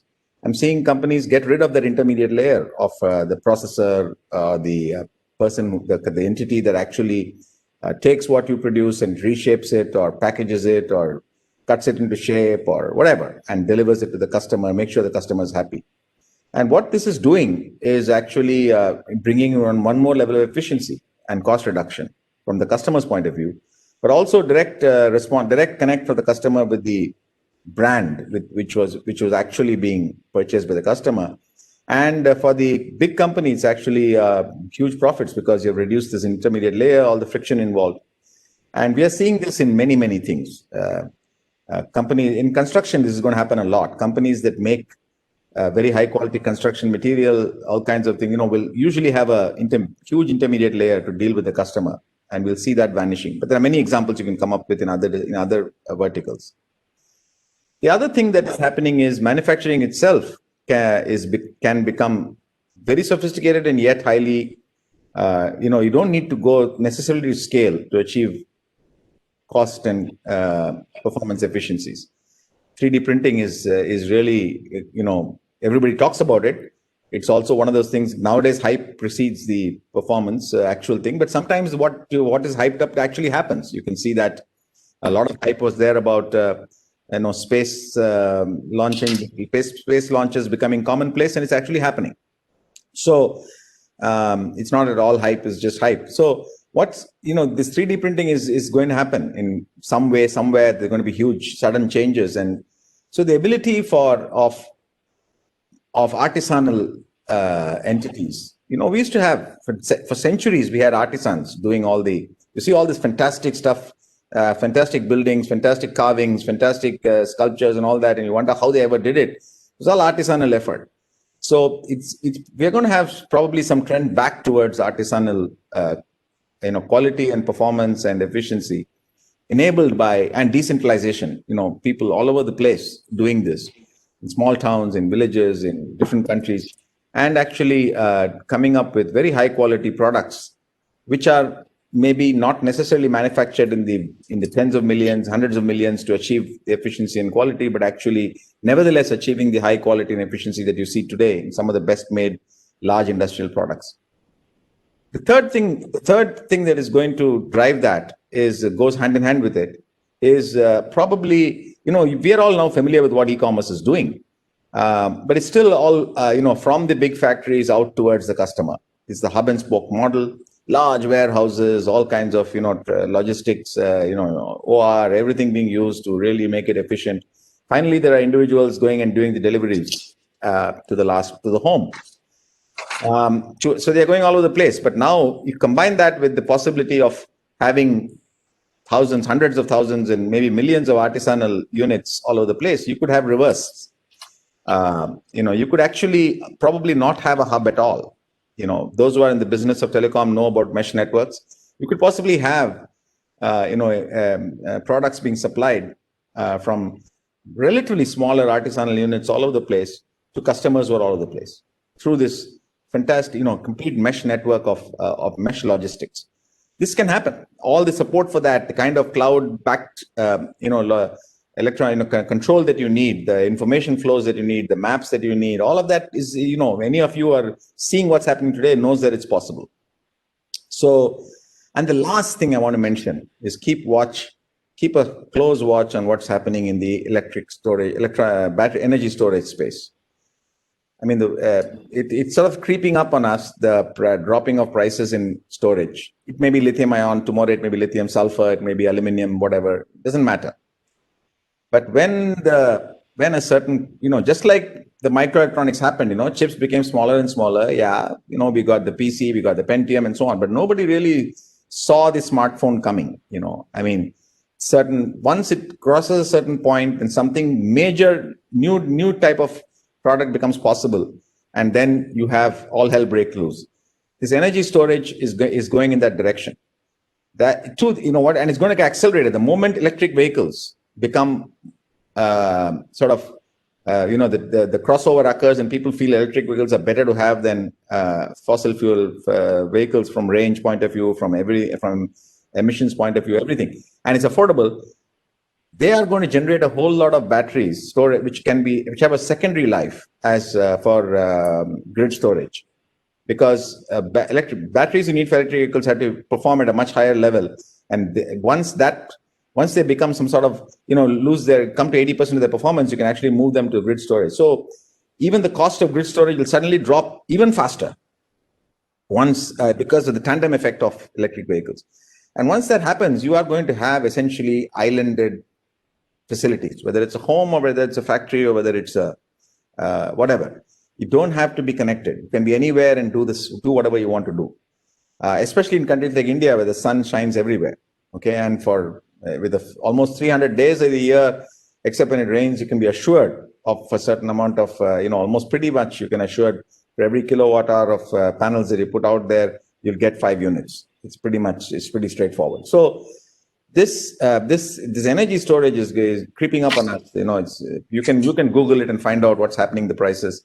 It's going to suddenly make a huge difference. So all these things are going to change the way all of us function. Doesn't matter whether it's a home, whether it's an office, whether it's a factory, it's going to change. And therefore, it's going to impact everybody. And it's going to open up new opportunities. It's also going to threaten many supposedly very safe havens of income and business. Thank you very much.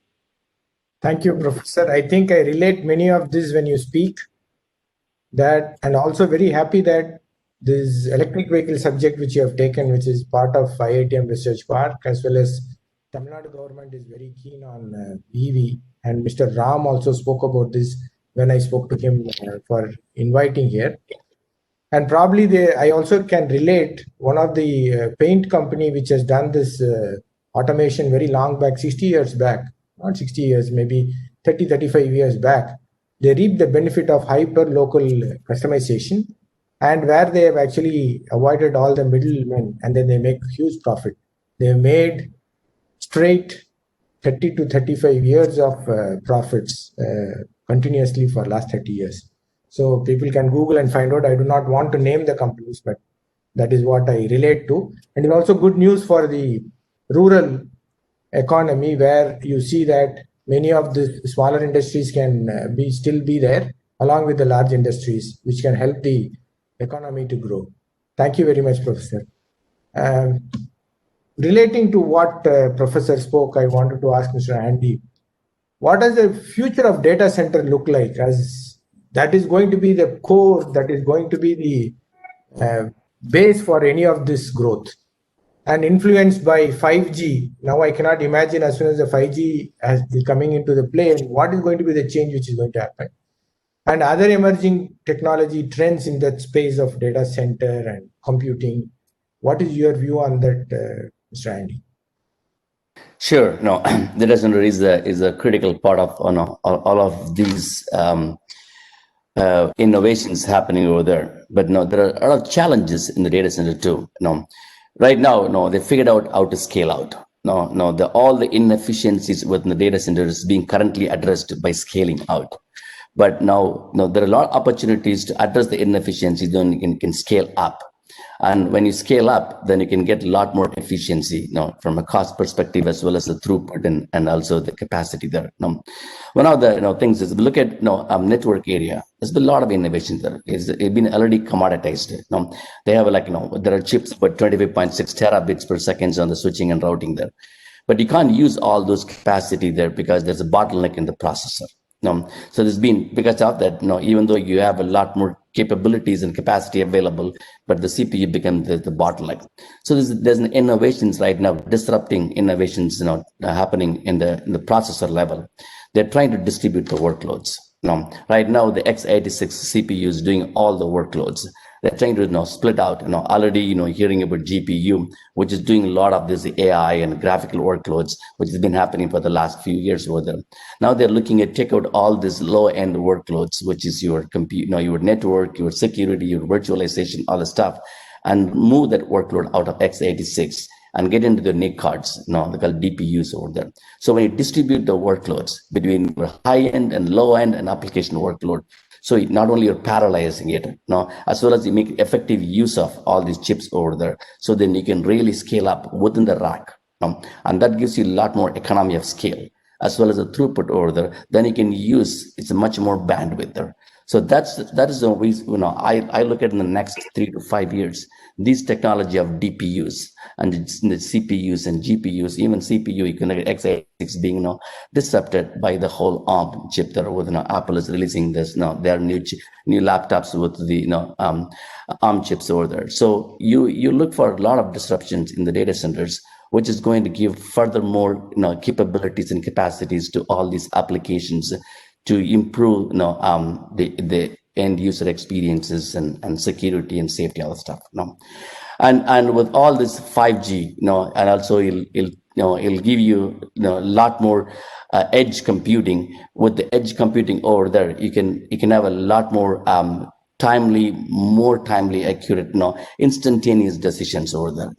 And because of this whole network capabilities there, you can do a lot more data transfers and much more faster between your foreign data centers as well as your edge over there, and 5G will enable that. So between what's happening within data centers on the processor level and rack level, and also with the whole communications of the 5Gs and network there, so I think you will see a lot more enhancements and improvements in the application areas and end use case there.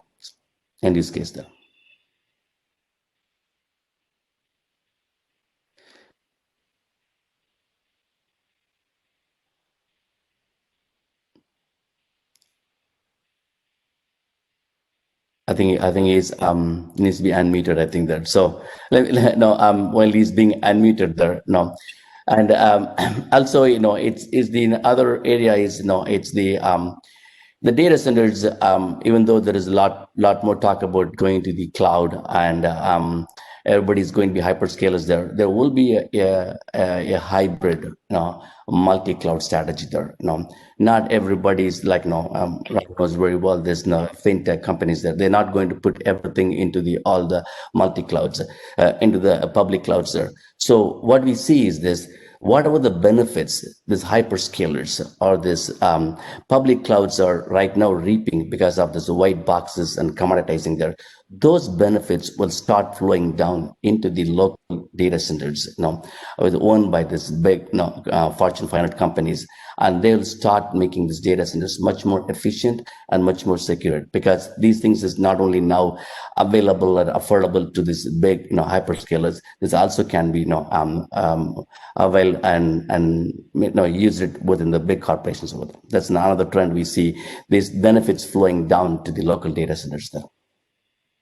Thank you, Mr. Andy. Sorry for this unmute problem. Now I go to Lena. How important is the digital identity management going forward, which you spoke about in the healthcare? And also when Ram opened up, he spoke about that. Data privacy and regulation addressing the custodian of big data. So can you throw some light on that? Is there, which we have to be aware of? Yeah, I don't know whether you've heard this. You don't know whether you're a cat or a dog on the internet, people say, right? And in fact, it's true now. Everyone working from home, the identity really becomes a critical issue. I think one of the cloud providers, big cloud providers, reported they're actually blocking about 80 to 100 million password attacks per day. And the application of AI on these sophisticated attacks, again, I see a number like 30 billion authentications per day they're doing the risk evaluations on. So I think looking at this, the good news is there's a lot of good technologies in a shorter time frame. We have seen companies like Zscaler and companies like Palo Alto Networks of the world really have come up with really great solutions for people working from home. The concept of zero trust network, that's the architecture that everyone is going after now. So the digital identity management of the future is everybody will have a verified credentials that you'll be able to use even on your LinkedIn if you're looking for a job, or even you may be able to store such verified credentials on your digital wallet, and you'll be able to present it to, if I'm applying for a student loan at a college or university, or if I'm going and making a financial transaction with a provider, so I may be able to share this information from my mobile phone. I think that's the direction that is going, and there's a lot of vendors who are providing a single sign-on where you have a one time you log in, then you use the same credentials to log into multiple different applications like Facebook ID, using Facebook ID or Google ID. sort of models. It's going to the next level of not just log in. Now you have ways to securely share your attributes or personal attributes about the person, about that individual, and the service providers are able to provide rich experience and rich applications for those individuals. But at the end of the day, I think privacy is going to be really, really key. And standards like GDPR or CCPA, CCPA is similar to GDPR in Europe. In California, was the first state to introduce a GDPR kind of standards, which protects the individuals' rights and of using their information. And in healthcare, personal health information, whether it's PHI or use of PHI, are under a lot of regulatory requirements followed from whether it's HIPAA or high trust kind of standards are helping, and compliance certifications are helping to make sure that people don't misuse this information. So because you want to give treatment to the right patient from a right location and all of that. I think we see this also, this customer identity management, where you're familiar with customer relationship, CRMs, now moving to from enterprise to consumer. And there is a convergence of consumerization of enterprise is happening as people move to the edge, working from home. And now you don't know whether you are really an employee or a consumer or any individual logging into the network. So I see companies like Netscope and some of the emerging security companies are building parallel data centers to create this, the enterprise world, on-prem enterprise world, you have this typical firewalls, right? Those firewalls are going away now. All the perimeters and boundaries, people are leaving these boundaries. So the companies like Netscope are creating methods to redirect those requests and create security gateways. And they work in parallel with public cloud providers or other hybrid or private clouds. So I think those are the things happening, and we see this is after. I don't want to take a lot of time here to talk about the recent SolarWinds attack, but it's crazy. Almost 18,000 I think sub agencies or agency networks, I should say, are impacted by the SolarWinds. Maybe we'll come back and answer some of those. I think primarily the issues of handling the keys, how you protect your private keys, not just throw it on public cloud for others to access. So let me stop there. It's a big topic. Once you go. Thank you, Lena. But I just wanted to keep this last question for Ram in the same subject, which he touched upon, this distributed cloud. We all get confused of so many cloud providers are there. We host our applications in different environment, and we talk about people have moved to the home, work from home, and all these future models and future technologies also has problems like compliances as well as the security angle. Ram, you hold the largest area in which you are managing the security. Can you touch upon this so that it will be helpful for us? Yeah, so we are the largest custodian bank in the world, and probably every regulation under the sun regulates us. If you look at our global map of regulators, it's just mind-boggling what we need to comply with. We just cannot be in the business. So with that said, we still are in the business. So it really comes to see, the regulations is actually catching up. As if people are watching the news, OCC is a big regulator. 2 days ago, they kind of gave permission that banks can be a node on a blockchain. Meaning it's a very simple statement, but you know what that means to people who are providing solutions, payment solutions, fund transfers, settlements, clearing. It's huge advantage. I know that people are going to take advantage of it and the regulations are coming on top of it. So my view is regulation is catching up with the technology growth. The technology is moving faster. The bad actors are also trying to explore and the regulation is trying to catch up. We see this across the world, the same thing. And this is something we sit on various regulation advisory council and we try to educate them. We try to tell them it's good to have a biometric authentication. It's good to have a two-factor thing, meaning we try to bring and they come with us. And I do see there's a lots of improvement has happened in this. Then you're going to see people moving data into the cloud. They feel comfortable. They're trying to de-identify the data and put it in the cloud. There's lots of other techniques they're using to have the privacy in place, still comply to the regulation, and adopt these newer technologies.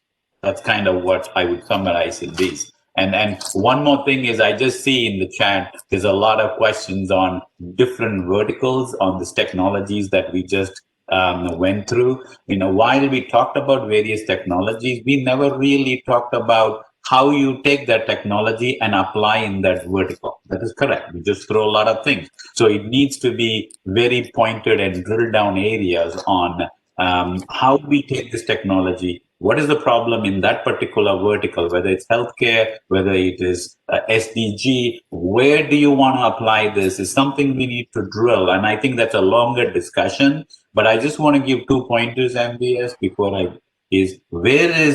what technology and where is the money going? It's a very important indication. And by me, the fintech, the healthcare, telecom and mobile, these are the areas where most of the money is going. It's not that the other areas money is not going. No, every business is a good business. Everything needs to be in there. You just see a surge in these areas, right? And these areas also look for AI, 5G, cyber, edge computing, or some of these technology based is where the investment is going. That means people are thinking there is some gravitation is going to happen in there. There's more opportunity. There's more potential. That's how people are looking. This may be an indicator for startups and other people who are trying to come up with a new venture, or a VC firm or a private equity trying to invest. So these are all the variables. I just want to put it since, we're trying to summarize this. So. Thank you. I think you have touched upon, I wanted to ask a question on mobility. I think you have touched upon a bit, and Professor also touched upon these battery technologies which is moving. I think I wanted to skip that question because that is very close to what Tamil Nadu government wanted to do. I have a question for Professor. I think I'm overshooting the time, but it should be all right because probably I'm not, we will answer the questions directly to the people who are asked the question. I will direct it to you so that you can answer it to them in the email later. See, the capability of computing power and communication has impacted research as well as it evidenced the speed of market of COVID vaccine, to take an example. In your view, what is going to be the impact of technology on future research and innovation in allied sciences, Professor? No, can you, I didn't get your question quite clearly. Can you? So the technologies have speeded up many areas of sciences also, right? The research on the different science programs. What do you see as that? What is the related science programs which is going to be much accelerated research because of the computing power and the communication? See, what is happening is, what is technology, science applied to the making of things, it's been largely driven by, the good basic sciences, physics, chemistry, biology, and models. When we start applying these things, of course, we don't know everything, about what we are working with. We use models, and we, if you're trying to design an airplane engine, there are lots of things but there are lots of things you don't know. You do models, and when not sure if your models, you do scale experiments, you do wind tunnel experiments, you do all kinds of things. Now, what is happening with the computing power is a lot of the modeling and a lot of the experimenting is going into the computational domain. So you just Google, you'll find computational material science, you'll find computational this, computational that. You'll find people are constructing new materials starting from literally the atomic level. So that is so basically a lot of research, a lot of applied research is going computational. And even, I don't know if you're aware, you must be aware that there's a serious mathematics that is being proved through the use of computation as proof. So I think, therefore, computing power is not only affecting the ability to deliver products to villages and as I predict, reverse logistics, but actually computing power is and the maps and everything which all of us use without thinking. So much of computing goes on behind it, but it's actually coming in in a huge way in the pursuit of science, in the pursuit of technology. Because a lot of experiments, a lot of modeling, a lot of if you look at biology, they are searching for new drugs through computational biology. So this methodology is coming in everywhere, and to that extent, it will speed up the technology development. It will speed up discovery of new applications, new materials, new in almost every field. And as I said, when it comes in to pure mathematics, then it's come everywhere. Thank you. Thank you very much. I think I would like to have last 1 minute, probably each one of you, to the early stage companies or the startups or the existing companies which should look for a change. I start from Mr. Andy. What is that we have to take from this whole panel discussion, or one thing which you wanted to communicate?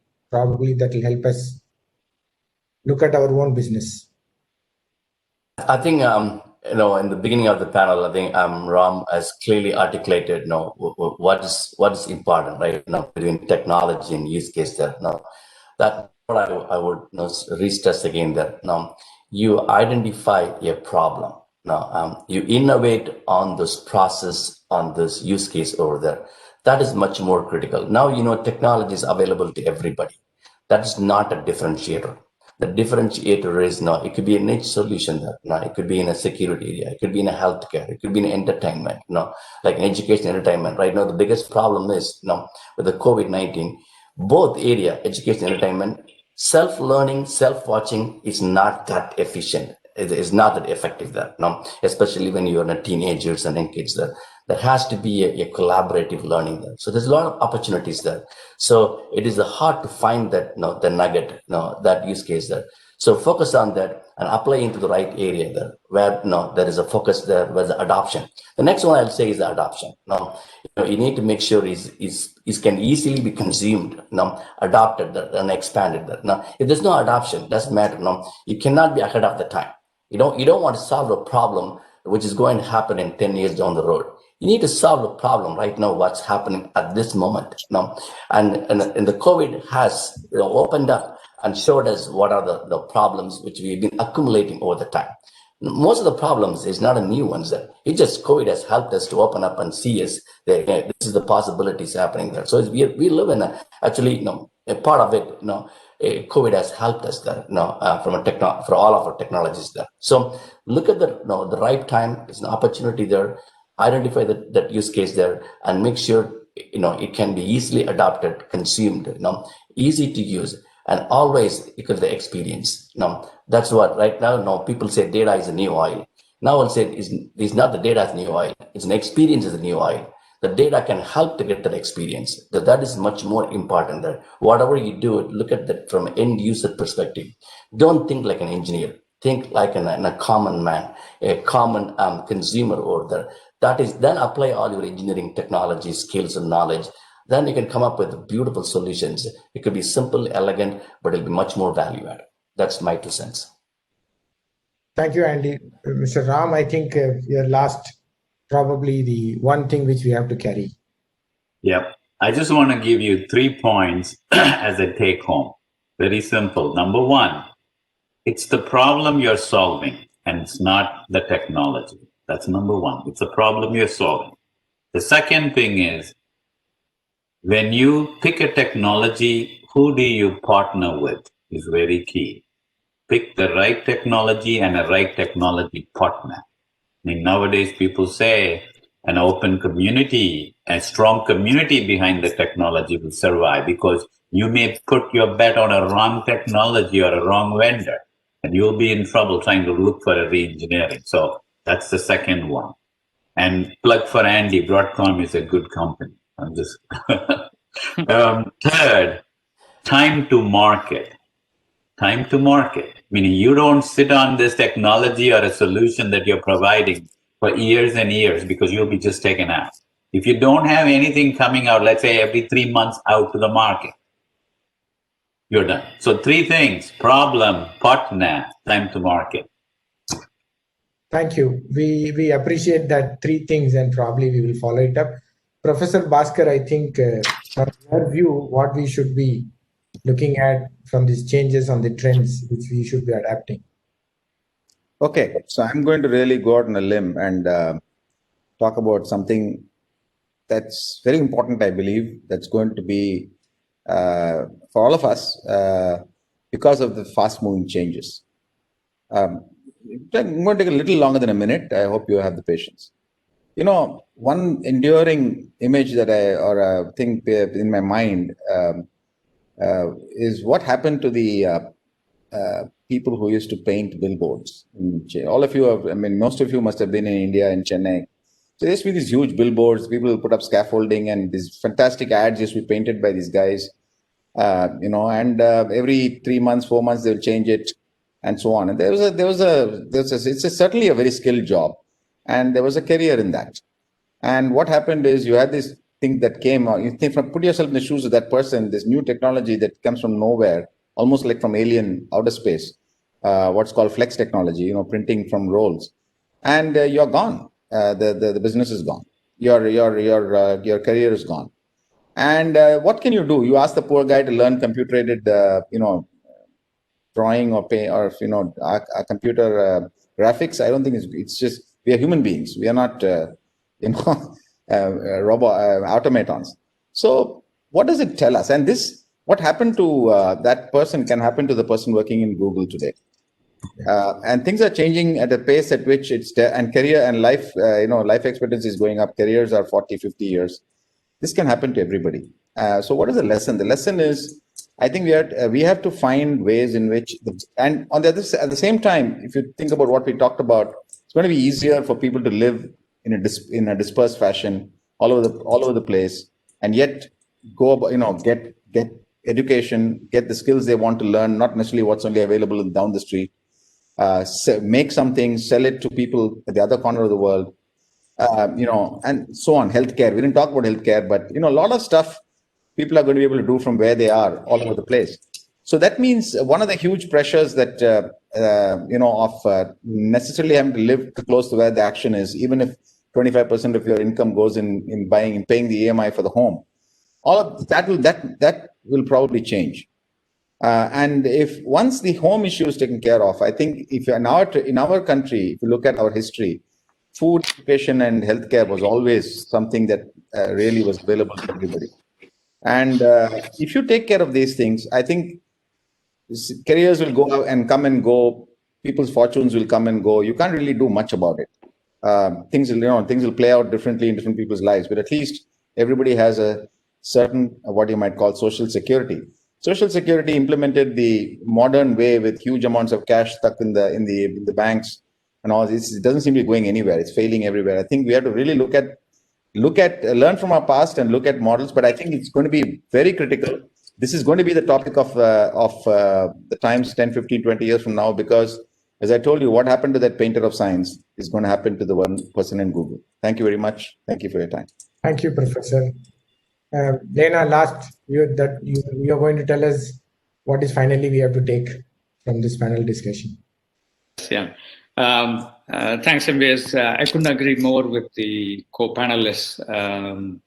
I just want to take a little bit, little bit deviation and just really say, if you want to become an entrepreneur, just focus on your local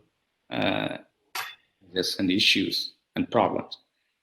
Find find an opportunity. For example, I think I'm seeing on the chat, people are raising questions about India context. I think data privacy is really a big area. I think in the context of India, I think we want entrepreneurs to come out with great solutions in handling of data. As Andy pointed out, data is going to be the next oil, and we're going to be living with data. The next thing is people are concerned about 40% of the workforce is going to go away, and people. I mean, individuals like Mark Cuban made a statement that next a $1 trillion entrepreneur, an entrepreneur who's going to worth $1 trillion is going to come from AI, and we have seen a lot of this success. I think people like Elon Musk and everybody pushing AI. I think it's important whether it's AI or even when we say Chennai is a SaaS capital of India, we need to have a focus on a specific vertical and a specific problem. It's time to really take a specific and use case and go deep and really solving that problem. That I would recommend, because I think forget about the valuations. I think you heard this during this pandemic times in 2020. More than 25 plus companies were valued between 10 billion to 100 billion. And that's going to be the future. I mean, in 2021, this is going to, in fact, even double. But I think once you focus on your product and the customers and the revenues, I think valuation will automatically will come. And I think if you have a financial stability and financial growth, it will automatically come. I think that's my 2 cents, MBS. Thank you very much. I think probably I'm overwhelmed by the panel because it was very holistic in terms of how we probably see these changes going to happen.